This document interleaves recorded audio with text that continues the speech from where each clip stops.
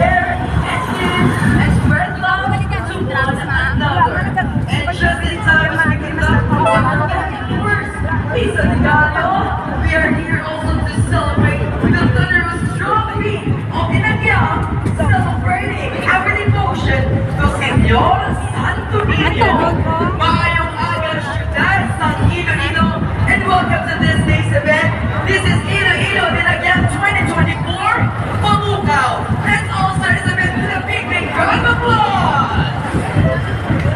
And now before we start this day's celebration, let me first acknowledge these very important individuals who have really graced our event today. Ladies and gentlemen, we acknowledge, of course, Reverend Father Frenchie Vicente Sinoro OSA. And also, we are joined by the Mayor of the Municipality of San Rafael, Honorable Roberto Villesa Jr. The Iloilo Festival Foundation Incorporated Chairperson, Mr. Georgie Peña.